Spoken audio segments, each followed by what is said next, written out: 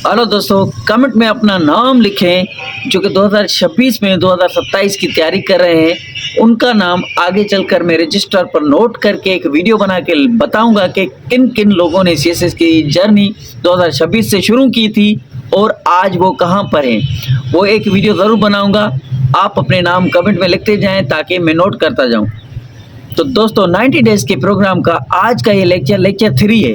इसमें हम पढ़ेंगे English, Pakistan affair, Islamic study, general science और करंट अफेयर के एमसीक्यूज।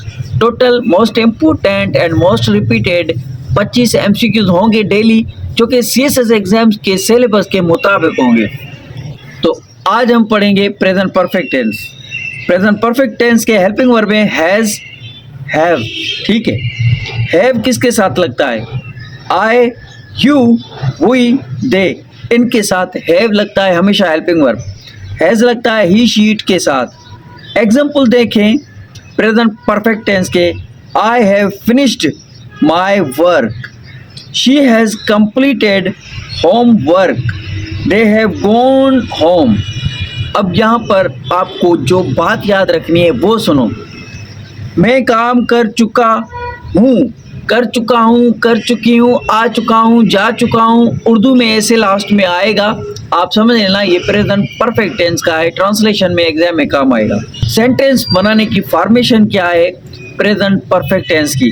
फॉर्मेशन ये है, सबसे पहले सब्जेक्ट आएगा, उसके बाद हेल्पिंग वर्ब आएंगे, उसके बाद वर्ब की थर्ड फॉर्म आएगी, वर्ब की थर्ड फॉर्म आएगी, उसके बाद ऑब्जेक्टिव आएगा। आगे चलते हैं, एग्जाम्पल देखें। I have eaten apple, he has written a letter. वो खत लिख चुका है, प्रेजेंट में काम कर चुका है।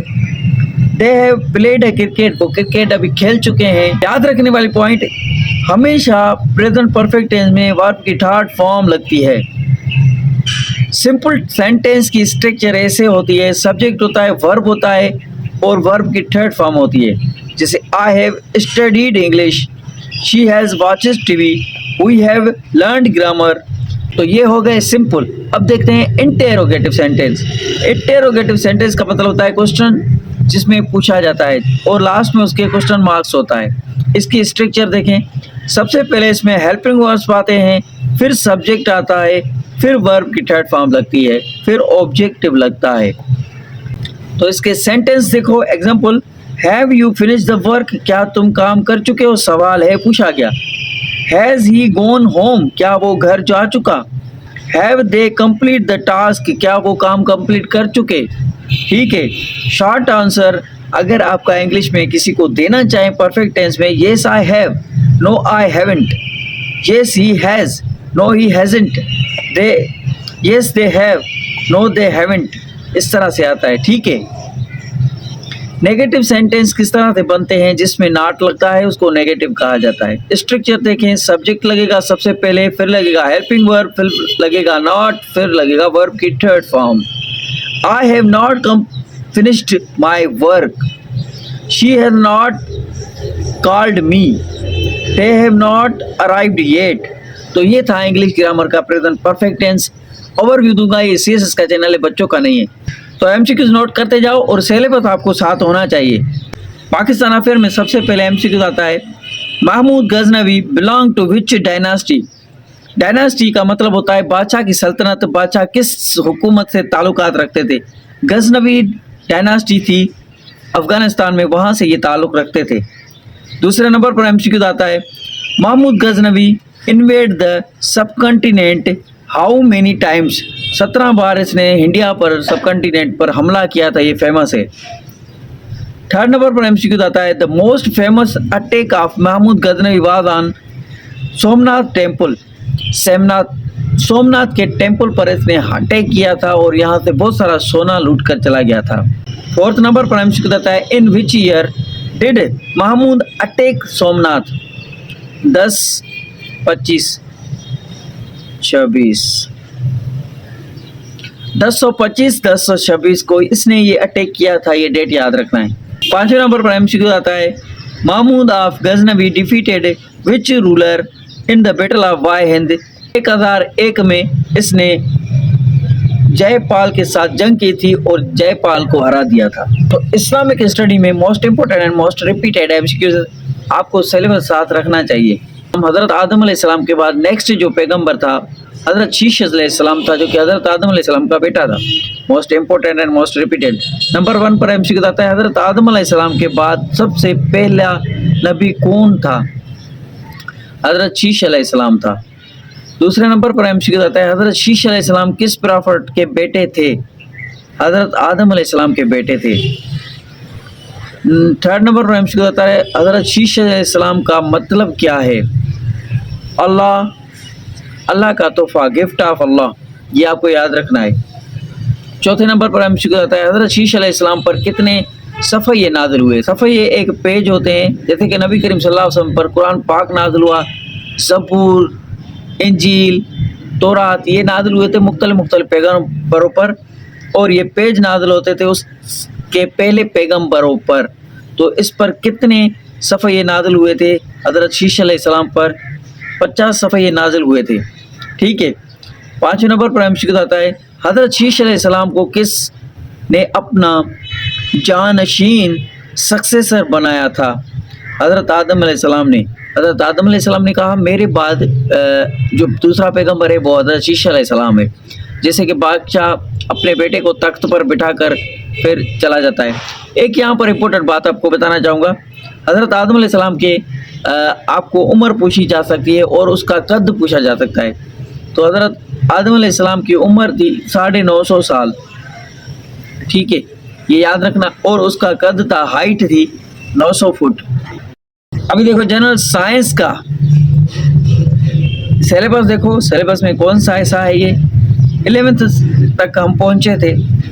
11th नंबर पर जो एमसीक्यू आता है, the red shifted light from the galaxy indicates that galaxy are, जो कि रेड शिफ्टेड लाइट है जो कि साइंटिस्ट को दिखती है आसमान पर गैलेक्सीज में, उसका मतलब क्या होता है? उसका मतलब होता है कि मूविंग अवे, वो हमारी धरती से, हमारी गैलेक्सी से दूर जा रही है।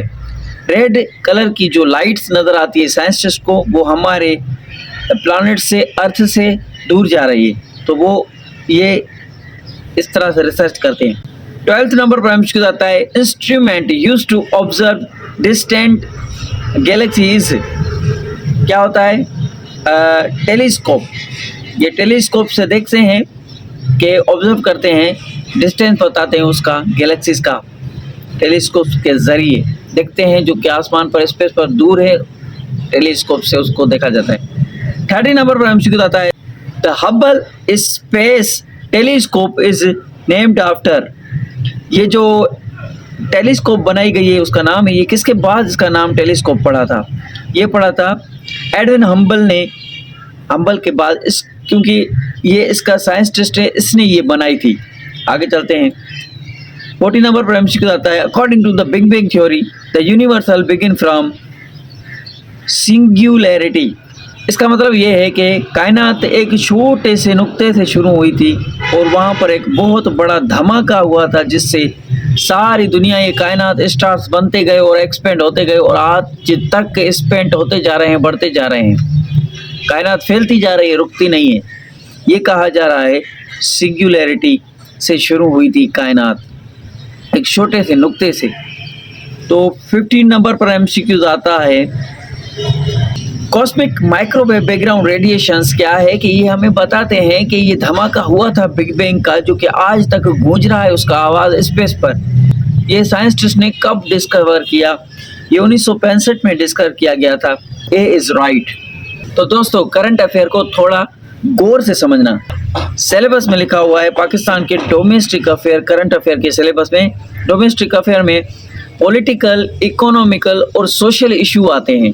एग्ज़ाम से, पेपर से और न्यूज़ से रिलेटेड यही डिस्कस किया जा रहा है। आज हम सोशल इशू पढ़ेंगे, कौन से हैं डोमेस्टिक, पेपर से रिलेटेड और न्यूज़ में कौन से सोशल इशू ऐसे आए हैं जो कि आपके एग्ज़ाम में आएंगे 2026 के जनवरी के।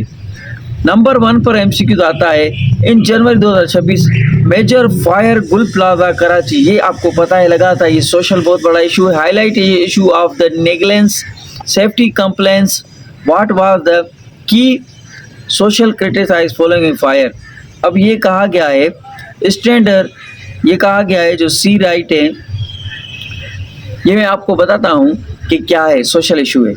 जानी माली इंसानों का नुकसान हुआ और गवर्नमेंट ने इसका क्विकली क्या रेस्पॉन्स दिया, किस तरह से आवाम का और बिल्डिंग्स का सेफ्टी का क्या मतलब कि एक सोशल इशू है। तो सी नंबर इज राइट है, क्योंकि poor enforcement of fire safety, buildings बनाने वाले ये सेफ्टी का जो कानून है जो कि इंसानी ज़ात के लिए, ह्यूमन राइट्स के लिए, वो पुअर है, वो ख़राब है। Standard in the commercial life building, commercial building होते हुए भी सेफ्टी सिक्योरिटी का जल्दी से बंदोबस्त नहीं किया जा सका, बहुत सारी जान और माल का नुकसान हुआ। क्यों हुआ? तो ये सोशल इशू है, आवाम से रिलेटेड इशू है, आवाम खतरे में। 2 नंबर पर एमसीक्यू आता है, what sufficient social relief action did Khyber Pakhtunkhwa में हुआ। खैबर पख्तूनख्वा में कौन सा रिलीफ एक्शन गवर्नमेंट उसकी सूबे की जो हुकूमत है उन्होंने लिया है, वो एक्शन लिया है, अप्रूव किया है कैश, हर गरीब फैमिली को कैश देना, 1 मिलियन लोगों को रमज़ान का फंड मिलेगा, हर फैमिली को पैसा मिलेगा 1 मिलियन को। खैबर पख्तूनख्वा में अपने सूबे के लिए रमज़ान का ये ऑफ़र निकाला। ठीक है, समझने की कोशिश करें टॉपिक को। तीसरा नंबर का एमसीक्यू है, इस पे लिखा हुआ है जल्दी जो शादियां बच्चों की करवाई जा रही है उनका एक सही तरीके से कानून बनाना चाहिए। यूएनओ कमेटी बिठाई which social issue were address in the report. ये क्या था ना, ये बच्चों की जल्दी शादियां के करने के लिए यूएनओ ने एक कॉन्फ्रेंस किया और ऑनलाइन बच्चों का जो गलत मतलब कि कंटेंट ये वो शेयर यूट्यूब सोशल मीडिया पे जो भी इलीगल एक्टिविटी हो रही है उनके लिए अच्छे रिफॉर्म्स बनाने चाहिए, ताकि बच्चों के हाथ में अगर मोबाइल है तो वो गलत कंटेंट, गलत चीज़ें ना देखें। तो ये कानून ये यूएनओ ने सेफ्टी सिक्योरिटी के लिए किया है और बच्चों की जल्दी शादियां ना करें, उन पर एक कानून बनाया गया है। 4th नंबर पर एमसीक्यू आता है, ये एक सोशल इशू है, एक घर से रिलेटेड, एक बच्चे से रिलेटेड, एक आवाम से रिलेटेड सोशल इशू हैं जो कि सीएस एग्जाम में पूछे जाएंगे। अब protest movement Karachi in early February 2026 focus on the city level grievances, what was it's main demand. ये जो डिमांड की गई, रोडों पर सड़कों पर लोग निकल कर आए, आग लगने के बाद बहुत सारे इश्यूज़ हैं, आवाम को कानून उनका सही नहीं है गवर्नमेंट का, तो उसके खिलाफ जो एहतजाज प्रोटेस्ट कर रहे हैं वो ये बताया गया है सोशल इशू है। 2026 जनवरी फरवरी में हुआ। तो इसका जवाब क्या आ सकता है जो लिखा हुआ है, ये दुख भरी कहानी। अब देखो इसमें ये कहा गया है कि rights against neglect lack of basic service in Karachi. जो बेसिक सर्विस है आवाम की, लोगों की, वो उनको दी जाए, टाइम से प्रोवाइड की जाए, सर्विस सही तरीके से सही सर्विस दी जाए, उनका ख्याल रखा जाए। इसी तरीके से एमसीक्यूज लिखे हुए हैं। और 5 नंबर का एमसीक्यू है करंट अफेयर का और सोशल इशू जो कि आपके डोमेस्टिक अफेयर में मौजूद है। रिसेंट न्यूज ट्रेड रिपोर्ट बाद सोपर रेव कल्चर। ये युद्ध की ये कानून बनाया गया है और कानून सोशल चेंजेस आई है ये बहुत बड़ी, कि अब जो पार्टी करेंगे जो जवान, youth seeking safe and alcohol free social spaces. इसका मतलब है अब कोई भी प्रोग्राम, कोई भी पार्टी होगा जो कि नौजवानों की होगी पार्टी प्रोग्राम्स, उनमें नशा नहीं होगा, सेफ्टी और सही तरीके से एक बेहतरीन प्रोग्राम बनाया जाए, खाने पीने की अच्छी तरीके से तैयारी की जाए, लेकिन शराब, नशा, ये ड्रग्स, ये चीज़ें उनमें ना होगी, इस तरह से पार्टी अरेंज की जाए। तो ये कानून बनाते जा रहे हैं और ये सोशल इशू हैं, इन पर ही सीएस एग्जाम में बात की जाती है। मिलते हैं अगले वीडियो में, तब तक के लिए हाफिज़।